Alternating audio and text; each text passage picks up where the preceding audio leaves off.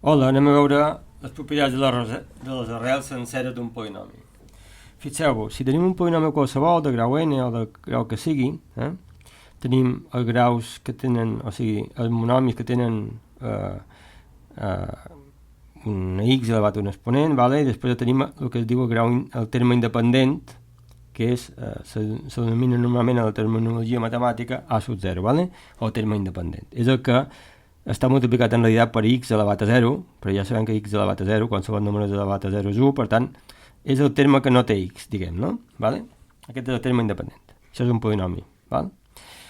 Si els coeficients de tot el polinomi aquest, de tot el polinomi, tots els coeficients, tot el que està multiplicant a la x, a sub n, a sub n menys 1, a sub 2, a sub 1, a sub 0, també el terme independent, són nombres sencers. Si té arrels senceres, ja hem vist que era una arrel abans, i un número sencer és tots els positius sense decimals i tots els negatius sense decimals, inclòs el 0. Tots aquests, si té arrels d'aquest tipus, sempre han de ser alguna dels divisors del terme independent a sub 0. Anem a veure un exemple d'això. Vale. Ara imagineu-vos que volem saber quines són les possibles arrels senceres, o sigui, nombres sencers, números enteros, del polinomi aquest. 2x al cub més 3x al quadrat menys 11x menys 6. Només serveix per cercar arrels senceres aquest mètode. Què faríem? Que fem el terme independent, quin és?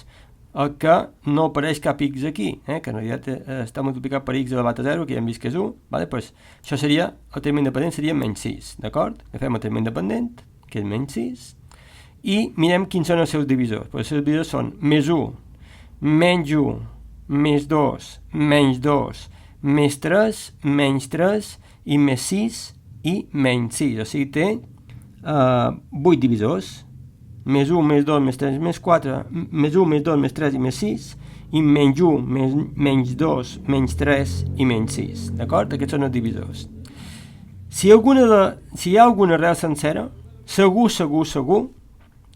que alguna arrel sencera d'aquest polinomi, si en té alguna, si aquest polinomi té alguna arrel sencera, segur que és una d'aquestes. O sigui, o més 1, o més 2, o més 3, o més 6, o menys 1, o menys 2, o menys 3, o menys 6. Les pot tenir totes, Bueno, en aquest cas només en podria tenir 3, o sigui que d'aquests 8 números, només com a màxim 3 podrien ser arrels d'aquest polinomi, Ja ho hem vist en un teorema d'abans, que el número màxim d'arrels d'un polinomi, o de factors d'un polinomi, només són, com a màxim, el grau del polinomi. Això ho hem vist en un vídeo abans, D'acord?